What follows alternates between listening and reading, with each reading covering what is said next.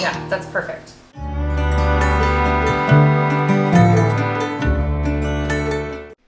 Welcome back to the channel. If you are new here, my name is Brianne and this is Diary of a Homemaker.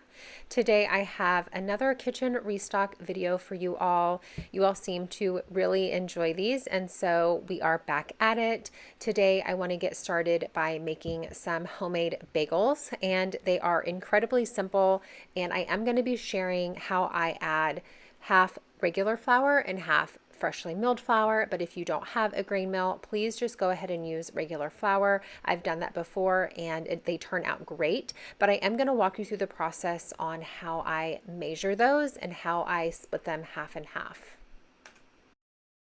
This recipe calls for 4 cups of flour, but because I'm doubling it, I'm going to do half freshly milled flour and half regular flour. These are hard wheat berries that I purchased in bulk from Azure Standard, and I just need to measure out 480 grams.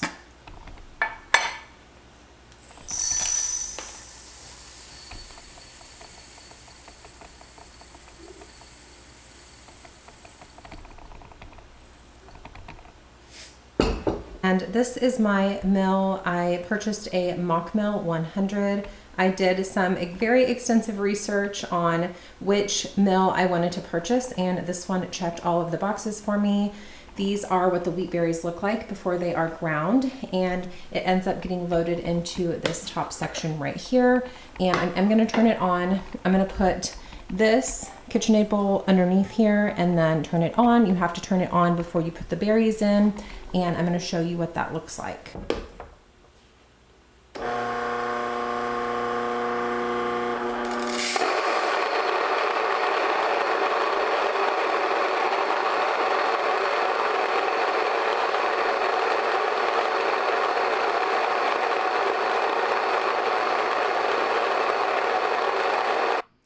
I didn't want to cut out any of the footage right here. I wanted you to be able to see a very realistic look at how long it takes to mill wheat berries.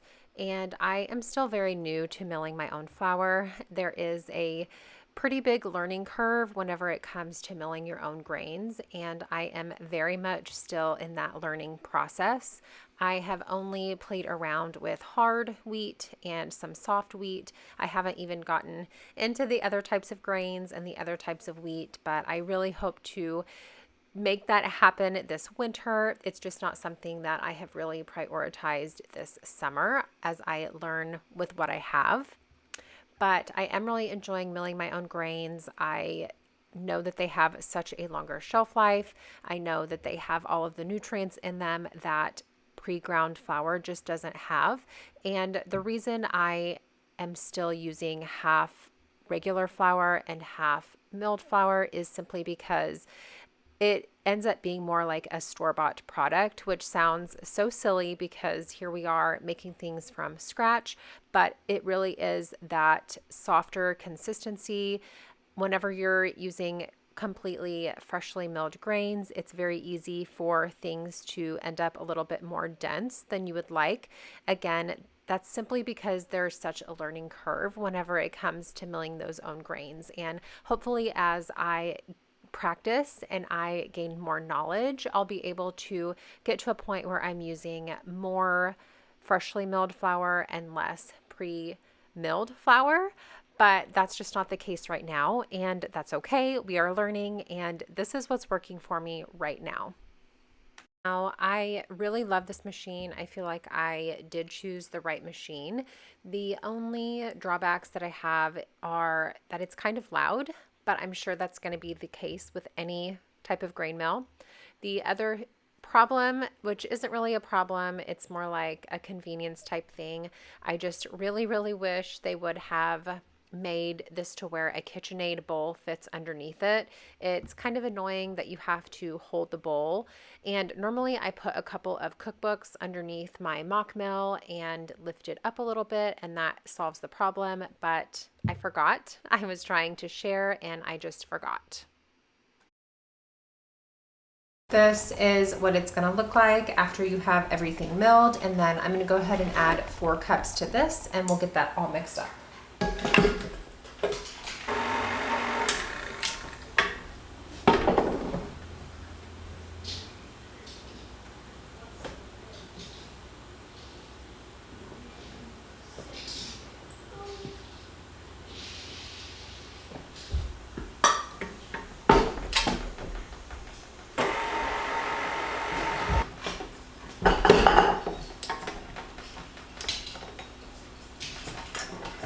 Now this is a little bit of a stickier dough. This is exactly what you want. And I'm just gonna go ahead and put this in this other bowl because we are gonna double this recipe one more time. I'll grab a towel to cover this, and then this is gonna rise for about an hour.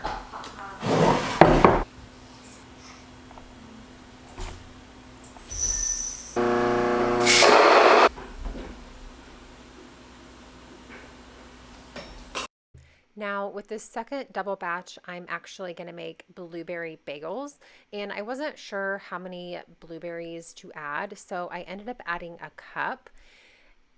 I knew there would be a moisture difference because there is just moisture naturally in blueberries, and so I'd cut back about a half a cup of water to substitute because I knew some of the moisture would be in the blueberry, but there was still more moisture than I needed.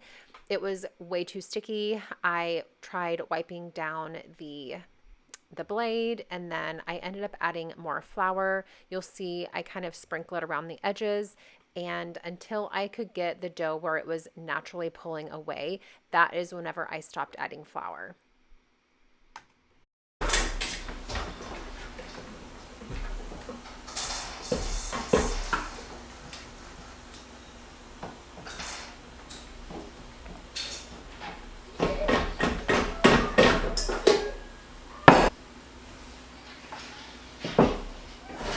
So I grew up in the 2000s, and I remember whenever those cream cheese, like the fruit cream cheese spread, bagel spread came out, and I used to love them. The strawberry was my favorite, but today I'm gonna try to make some blueberry cream cheese spread, and I'm actually gonna use the chèvre that I just picked up from Sam's Club. And the reason I went with chèvre is because the only ingredients are cultured, pasteurized goat milk, salt, and enzymes, whereas a lot of the cream cheeses that you can get nowadays have a lot of additives in them, and I just don't really like that. So I'm gonna try to add, I think I'm gonna add maybe a third of this block. I don't wanna make too much. And chèvre can be just a little bit crumbly. I laid it out so it would get a little bit soft, but it still hasn't been out that long, so it is a little bit crumbly. And I grabbed my whisk attachment from my KitchenAid.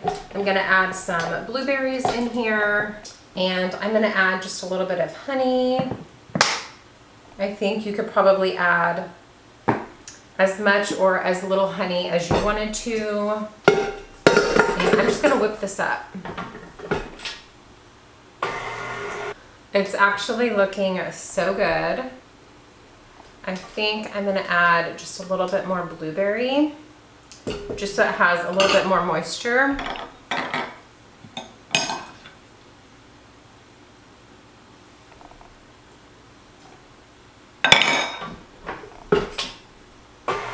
There will be some sugar from the blueberries as well, so I don't think I wanna add any more honey. This is what we're looking at, and I do want to give it just a taste test just to see how it turned out. Okay, let's give this a taste.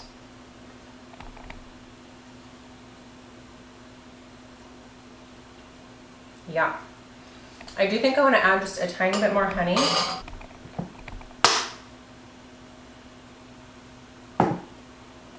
Okay, let's try this one more time. Use the end of the spoon.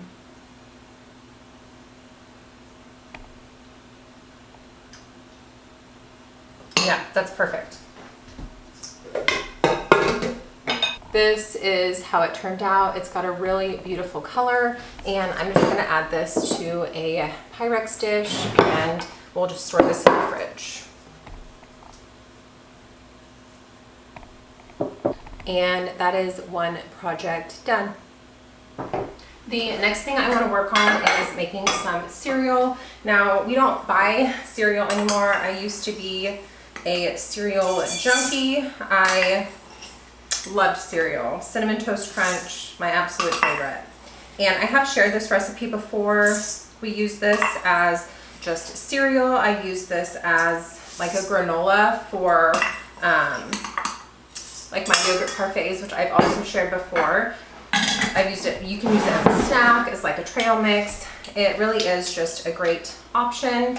And this time I'm gonna make it with sliced almonds. I made this way last time and we really enjoyed it. So the recipe will be in the description box below.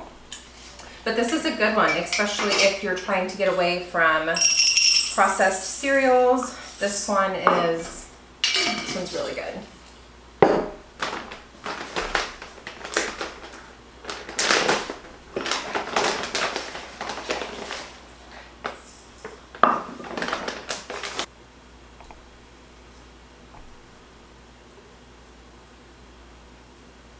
And you really want to make sure that you're working in the maple syrup and the oil into the oats especially, and get everything evenly coated.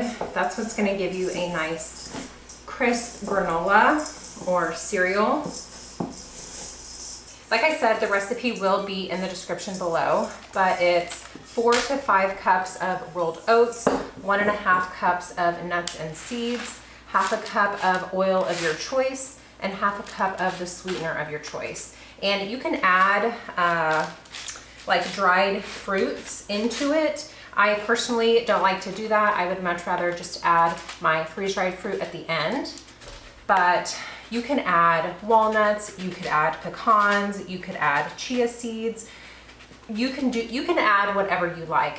Our personal favorite has been hemp hearts, sunflower seeds, and right now it's almonds. We were on a walnut kick for quite some time, but we were wanting to change things up and we've been using almonds and we've really been enjoying that. You can also add vanilla, you can add cinnamon, whatever your heart desires. And this just gets baked in the oven for 25 minutes. We'll flip it half the way through and spread it back out and put it in for another 12 minutes. And this is all it takes. So easy, so good. I do need to get started on these bagels, and to start you just need to add some water and some honey to a pot. This is going to allow you to boil your bagels, and that's what's going to give you that chewy outside texture that is just notorious for bagels. And the first batch, or the first double batch I should say, all I want to do is just roll them out into logs. I had made these the other day and I've been using them to dip them in hummus. We've used them for a pesto, and they are just such a great way to not have to buy a store-bought chip or a store-bought like pita type cracker. I can simply make these in bulk, and I plan to freeze them and I can pull them out whenever I want them. But like I said, I just roll them into logs, and once I get these all rolled into logs, you'll see me put these in water. You only boil them for about 30 seconds, and so after they have boiled, you're going to flip them over, let them boil on the other side, and then put them on the baking sheet. After they have all been boiled, you're going to put them in the oven at 425 for about 20 minutes.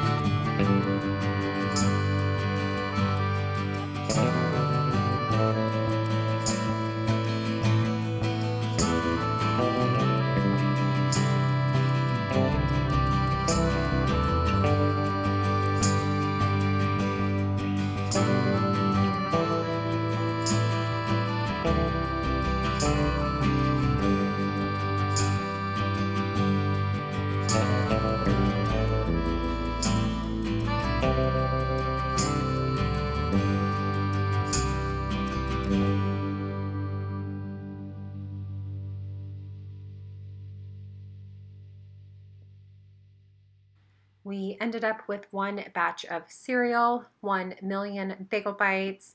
I did end up doing a batch of our pancake mix, and I have shared that before. I will link that video below. I also did our bagels. We got 16 bagels, and then of course the honey blueberry whipped chèvre. And I know all of these things are going to be very much enjoyed. The cereal gets put in our canister. All the bagels and bagel bites will get frozen in the freezer, and then we can just pull them out as needed. And then the chèvre, of course, gets stored in the fridge. If you are still here, thank you so much for being here. I really hope you enjoyed today's video. And if you haven't already, I'd love for you to consider subscribing to the channel or liking or sharing, as that really does just help to continue and grow the channel. Until next time, bye.